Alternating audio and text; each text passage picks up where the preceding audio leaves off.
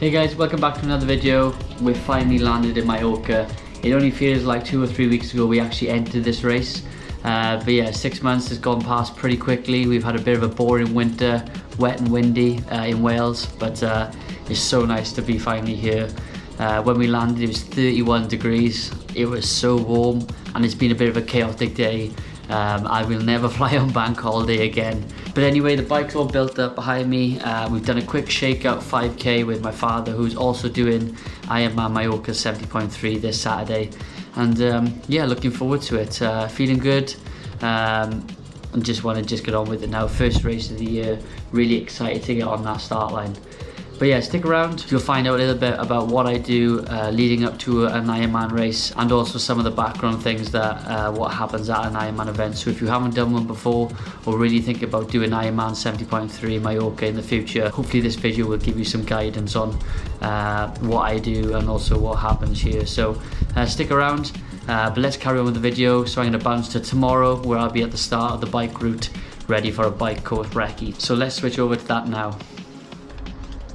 Good morning everyone, we're just at the start of the IRONMAN Mallorca 70.3 course.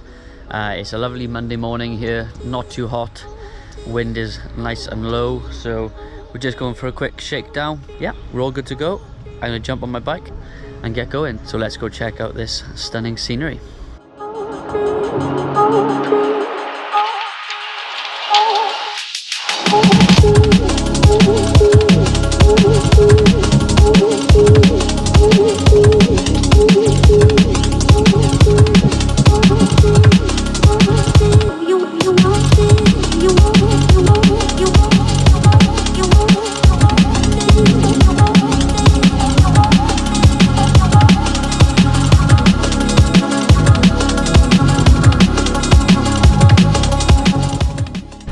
Well, this is it.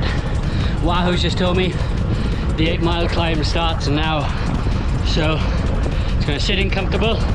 We've averaged 22 all over here, which is nice. Didn't feel any pain or struggle. Did some bursts to get around people, but yeah, it gets steep now, showing yellow percent gradients, and it's going to get very warm very, very quickly.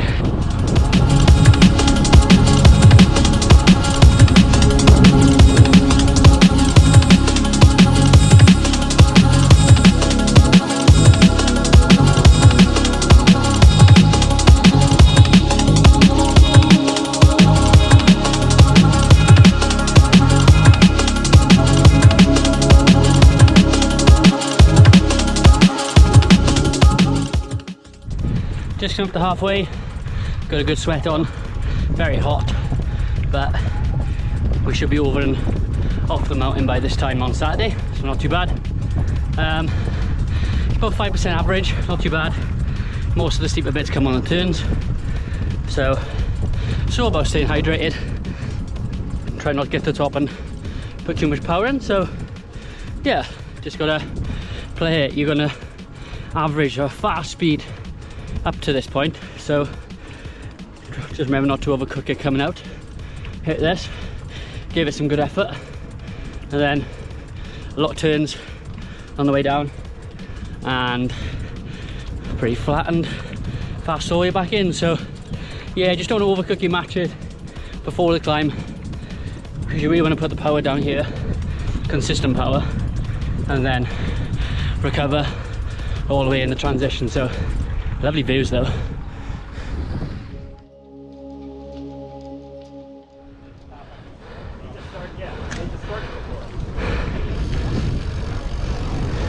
So we've got to the highest point of the IRONMAN Mallorca climb. You'll know it's the top because you'll see the Repsol garage and the world's most expensive cycling cafe behind you. So not too bad. I was going to turn around at the top, but it's actually quicker for me now to go down the IRONMAN route back down and then cut across back to our villa in Palencia. So it's quite a long descent before there's a kick up to the garage, so plenty of rest time. But if I go back that way now, it's going to be an extra 40 minutes uphill. So yeah, I'm going to head back down now. I'm not going to stop, I'm going to carry on. I've got enough fluid and stuff with me and just take my time. It's pretty busy out here, so I've got to be really careful.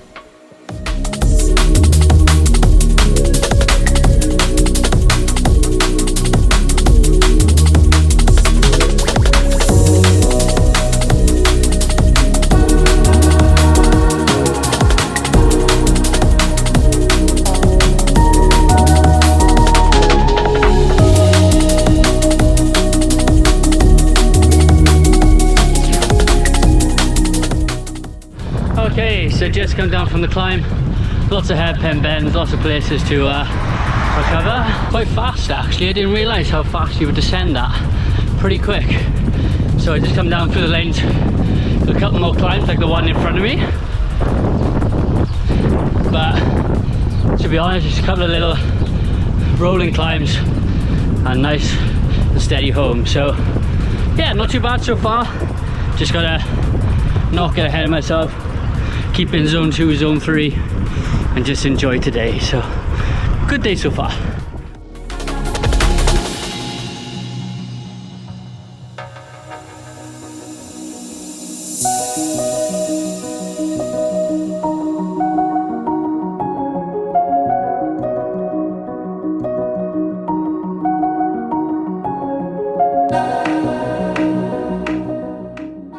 Oh, well, that hill took me by surprise. Hill coming into Miro, 40 miles in.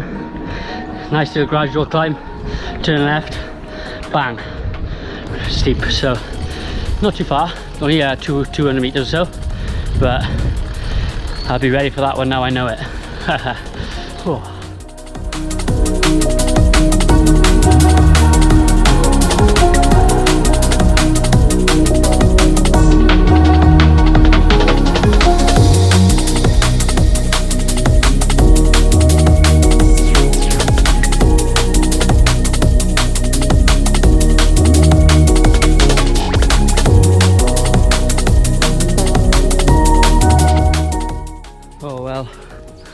Nice morning run. It's Wednesday morning. So last time we spoke it was Monday morning, ready to go up for the bike route. So bit of a debrief for the last couple of days. So I did 2/3 of the bike course, got up to about 42 miles, and then I was pretty happy. From there the bike course is basically flat, a bit of elevation, but I was satisfied that I did most of the course I wanted to do. Good to learn because obviously steep ascent, it's dangerous descent, and what I was quite surprised with the second half of the bike course, the roads go a little bit bad, a little bit stony in some places, very much like home. Good, they're really full of potholes and things which can not only give you puncture but make you lose bottles and things like that. So good to learn. So did that. Yesterday morning we went down to the swim start and finish in Alcudia, got a 15-minute swim in. Just basically just to learn a bit of sighting and where we're going and how it feels. It wasn't as cold as I thought it'd be, which is good. It's very clear, so you can see everything, which I don't know was a little bit daunting, but it was okay. And just for a bit of sighting practice, so there's a lot of people in there, which was nice. And yeah, happy to get that in the bank.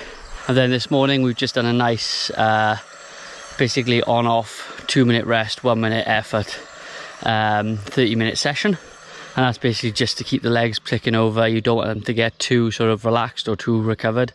You still want to get that blood flow and that muscle working, so that on race day it doesn't take your legs long to really wake up and start to feel that. Otherwise you can get too fatigued as well, and you can start on a race day and realize that you are over recovered or over relaxed and you haven't done the work basically to get them activated. So I'm gonna go to Port Pollença this afternoon just to chill out, stay hydrated and just basically have a bit of fun whilst on holiday.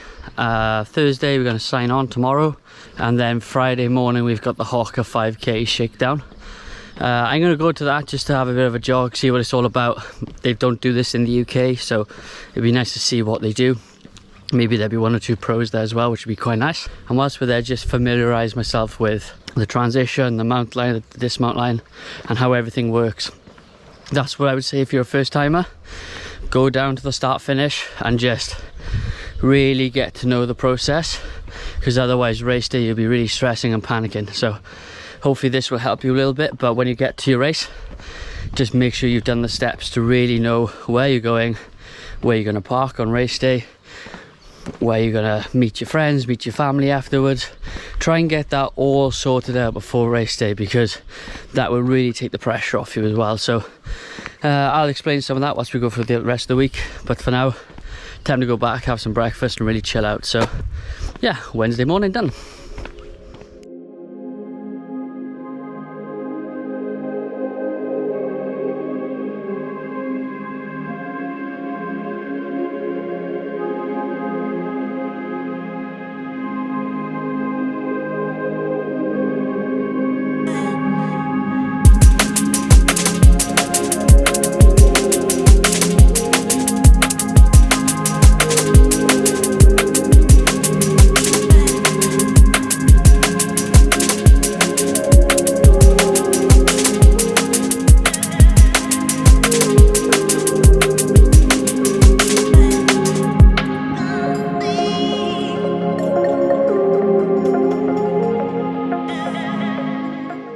Okay, so we just come back from sign on Thursday morning. It was quite busy, so luckily we went down very early, got in the line, we were one of the first people in and through.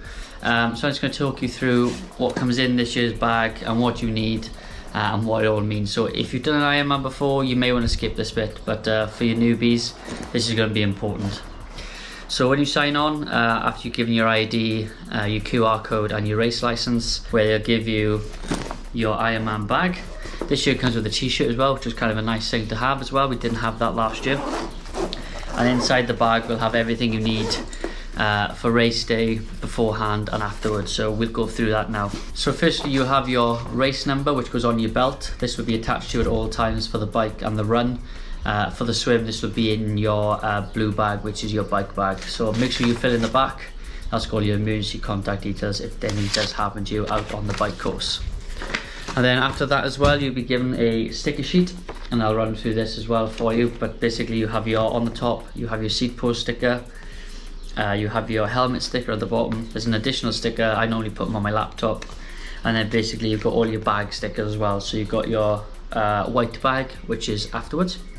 You've got your blue bag, which is your bike bag, red for run bag, and obviously you've got a pre-start yellow bag. I've not used that before, but it's there just in case you need it to take anything down, but normally I have it on ready to go down. Like I just said, you will sticker these up, but you've got your red for run, and your sticker will go on the top here, and then you've got your blue bag, which is obviously for your bike stuff. And again, I'll have my helmet, all my gels and everything else ready to go here. My shoes will be on the bike, but you may want to put them in here as well if you're not gonna be doing that. And then you've got your white bag, which is anything for afterwards. So if you're not staying local at a hotel or don't have anywhere, like a friend staying there, and you need to put something in for afterwards, there's a tent where you can drop your white bag and all your clothes will be in there. I wouldn't put anything valuable in here because it's going to be in with the masses, and if anyone picks that up, they may have all your phones or wallets and things. So just try and keep this to a minimum, possibly just clothes. Last thing in the bag is your swim cap. Racking is tomorrow, and I'll put some things in my bag and take my bags down. And then Saturday morning I'll make sure then to put all my nutrition and water bottles and GPS and everything on Saturday morning. I don't want to leave it in the bags overnight because it may melt, and just maybe because there may be some theft, but fingers crossed not. But yeah, that's what comes in the bag this year. The bags are a significant upgrade from the years before, so I think this is a really nice little touch. And like I said, having a t-shirt when you first sign on as well is nice. You don't have to wait till the finishes t-shirt to have something to take away, or spend a lot of money in the shop. The shop was again still very expensive, but I think the quality of the items was much better this year compared to last year's.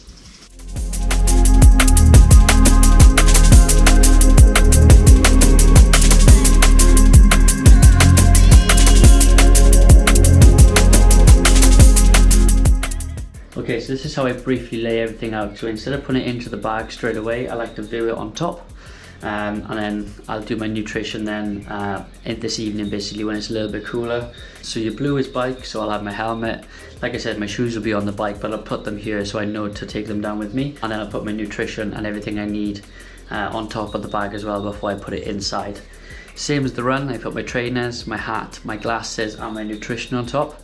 And then with the white bag, instead of putting clothes in here for afterwards, I'll use this as my morning swim bag. So I'll put my wetsuit in here, swim cap, goggles, glide, sun cream, maybe a gel or nutrition beforehand as well, just so I know everything's in one place. This is how you will sort of lay it out, and then obviously put whatever you need to put in here, either if it's on your bike or going to be in your pockets.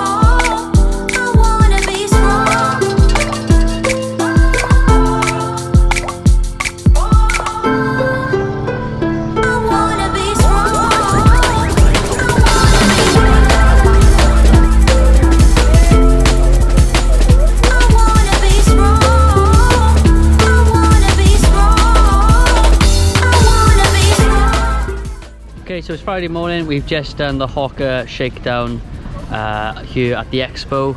We had about 50, I think 50, 60 people turn up, so it was really really nice. We got some free merch, which is always good. That's why you come down early, because normally all the free merch is gone by the time you get here, so always come down a little bit earlier, top tip. But yeah, it was really nice, chatted to a lot of people, get to know them, see where they've come from. It was really nice to do just as a community thing as well, so thanks for Hawker to putting that on. So for the rest of the day, we're just going to go back, have a little chill, have some food, and then come back down late this afternoon to rack the bikes, leave it as late as possible because it's very hot. It's better for the bikes to be cool so that the tyres don't explode. Looking forward to that. We're just going to head back and out, like I said, have some lunch and come back down later, so see you in a bit.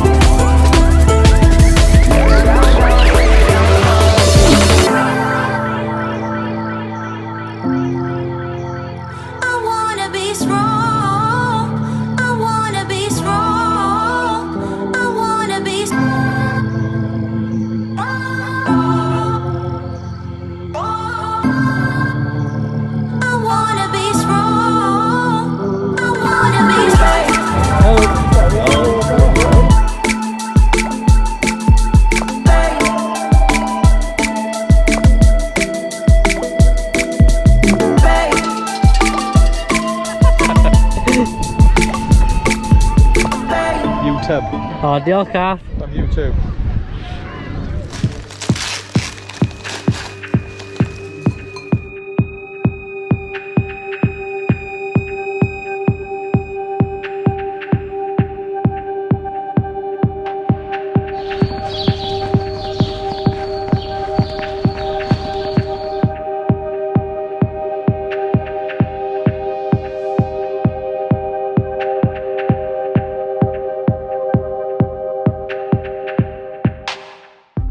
Welcome to IRONMAN 70.3 race morning. We're just in transition, bikes all ready to go. Pumped up the tyres, let them down last night. A lot of people's tyres have gone bang. Chuck the GPS on, water bottles on, gels in, shoes on as well. Bikes all ready to go. We're going to get racked up, put the rest of the stuff in our bags and head down to the beach ready for the start. So it's going to be a great day, really looking forward to it. The sun has come out, the wind's not too bad, and we're going to have a great day here at IRONMAN Mallorca. So let's get it.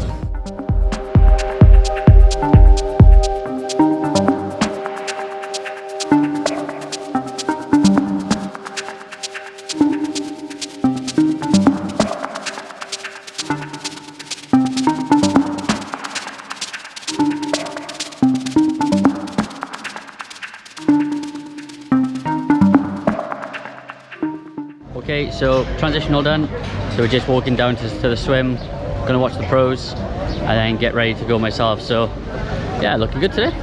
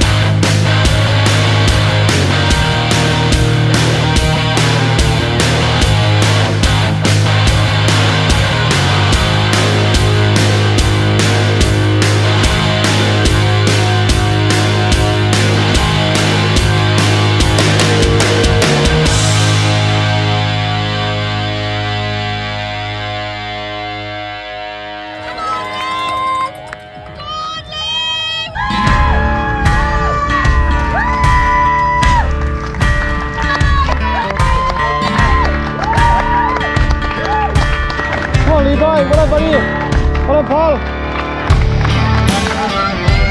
Come on, little boy. Come on, buddy.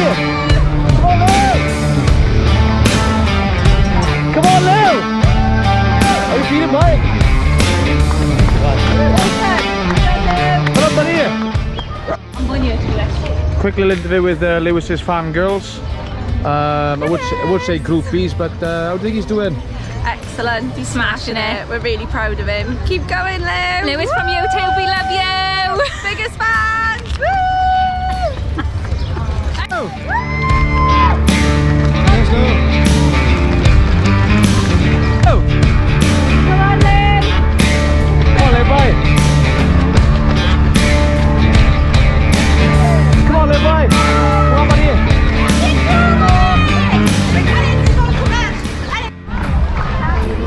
What's happening, guys? Just give you a little bit of a race, you know, summarization. Walking back down now to the finish. It's roasting, boiling hot. Lewis will be finishing now. He's loving life. He's still smiling, and his fans are smiling as well.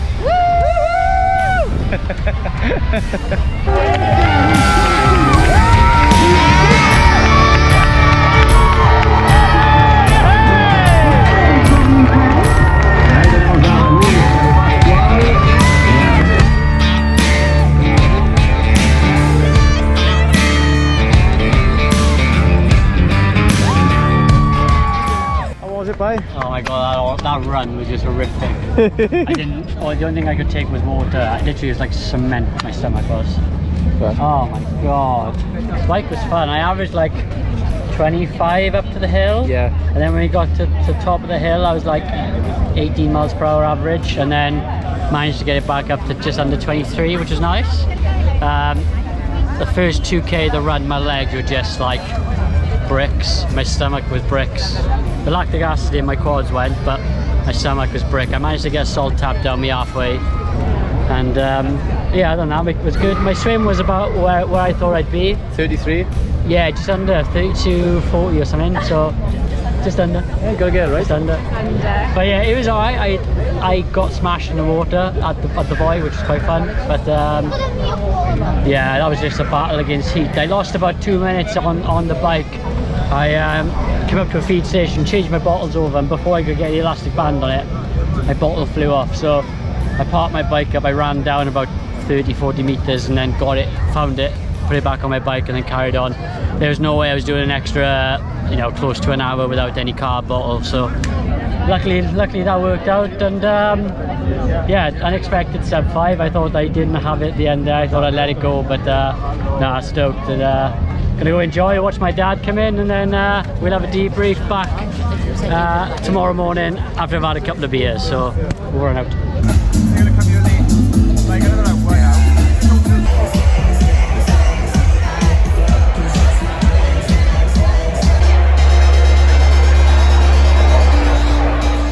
Excuse me. Come here.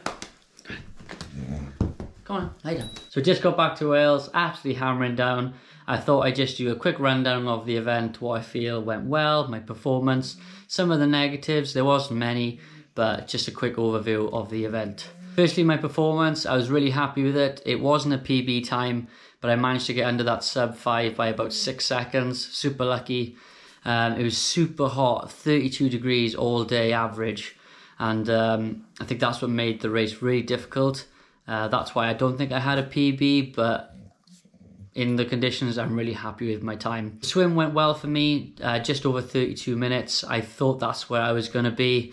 I wanted to be a little bit quicker, but yeah, it was quite chaotic in the water at the start, and I just settled in, got in a pack, and just took my time, didn't want to pass them, just used the draft to save energy for the bike. Transition was okay, quite long as you could tell. It was 1.2k, I think, the transition, so it wasn't going to be easy, but just took my time, got everything I needed because I knew it was going to be a long day and I knew it was going to be hot, so I didn't want to leave any salt tabs, gels, drinks or anything I needed behind because I knew that was going to be a detriment to my overall time. Jumped on the bike, got quite a quick pace. I think we averaged something like 25 or 26 all the way up to the climb. So I was pushing hard, if I'm really being honest with you, and probably a little bit too hard, but I knew I wanted to make up time. And I felt good, so it was fine. Got to the climb, saw a couple of people who I knew, so I knew that I could work all the way up to them, caught them up about, I would say, a quarter of the way up the hill. So I was with a good bunch of people who I knew who I could work around, and I know that they were quite strong as well. So I knew that as long as I kept up with them, I was doing well on the climb. I ended up doing the Col de Femina climb in about 25 minutes. So pretty happy with that. And then all the way up to the Repsol garage. So really enjoyed that climb. It was blistering hot. There was no wind on the climb, but there was a headwind before and after. So did have to take it a little bit sensible and not blow your matches all in the first 20 miles. I had to descend the other side super fast. I think my max speed was like 44, 45 miles per hour. But it was just a privilege to do those turns on a closed road where you could take them completely out wide, cut in, just so good. Come down to the other side then, and then I think the roads got a lot worse. Some of them were like back here in the UK. Managed to lose my water bottle at around the 32 to 33 mile mark. Luckily I saw it come out, so I stopped. I knew I had to stop because it was a carb bottle for the next hour and a bit. So I needed that, otherwise I knew that I was going to cramp and I just wasn't going to get the time I wanted. So lost about 2 minutes there, not the end of the world. I did lose the pack that I did want to stay with. Then at around the 40 mile mark, 45 miles, I managed to get with a group who were working really well. I think there's about 5 of us, all respecting the drafting rule, which was really good to see. That's something in Europe which they are really strict on, and not just the refs but the athletes themselves. If they see that you're coming in that drafting space, they will tell you to back off or to push on. So that was nice. Then a group steamroll past us, not doing the drafting rule, but I let the Europeans shout at them. I didn't want to get involved. I think my overall time on the bike was like 2:36, 2:37, so I knew that I put myself in good stead to get the sub 5. Dismounting well, got in the transition, and because I'd leave my shoes on the bikes, I run barefoot, and that red carpet was like running on fire. I could not believe it. It was so hot. And my main aim on the run was to get a sub 140 after a 70.3 distance bike, because I'd just never done that before. The run was 3 laps of 7.5k. Held the first one at 4 minute 30k's. My legs were like concrete, but managed to flush that out. What didn't flush out was my stomach. Honestly, it was in so much pain. I think it was just the heat. I was taking salt tabs and things, but I think my gut just literally just turned rock solid. So the only thing I could digest on the run was basically water. I tried a gel, but I had to really sip it slowly, so I wasn't getting enough carbs, which I really wanted in. But second lap, average 4:37, so I was still feeling good, and I thought, that's really good times. And then the third lap, I just basically dropped down to 4:47 to 4:50 pace. There was a lot of people on course as well, so I started to run sort of sideways to pass people, and the feed stations got so busy that we basically, if you wanted water or wanted to cool down, you basically had to wait. So lost a bit of time there, and I had to stop just for 10 seconds just to compose myself because my stomach was just in bits. So yeah, picked it up in the last 2k, managed to get 4:30k's again, which was nice. I came over the line, and you can see I'm a bit like, oh well, yeah, it's done. My Mallorca's done. And when I turned around and I saw that I had 4 hours 59 and 54 seconds, I was like, oh, I just shot myself, because I thought on my watch, because I started it early, that I wasn't going to get it. So when I saw I got it, I was pleasantly surprised, and yeah, like I said, not a PB, but tremendously happy with my performance, considering the weather and things like that, and the fact that in the last couple of weeks I've moved house, work has been busy, I've got to see all my friends and family, and I haven't done 17-hour week training. I've done probably averaging 11 hours a week, but really good training to target that sub 5. So to see that sort of strict training pay off was really nice as well. So just a quick fire. I'll start with the negatives of the race. The new water bottles that I am using, the new plastic ones, are way too flimsy. All the bottle tops came off. That was pretty rubbish, not gonna lie. If you're gonna use those bottles, you basically had to be really delicate with them, otherwise they were just gonna break. There was loads on the floor at every feed station. Registration was a bit busy. I got down there early because I knew it would be, but I think a lot of people were waiting like over an hour in like the baking sun, so I think there was a lot of unhappy people there. And just probably the third one, and this is something they probably can't control, but the run route, although it was good, the 3 laps for the feed station has just turned into a massive queue. And if you're relying on your run to get back up into those positions, you basically had to sacrifice your water or carry everything you needed for half marathon. Coming on to the good stuff then really quickly. Except for registration, the whole organisation of the weekend was absolutely superb.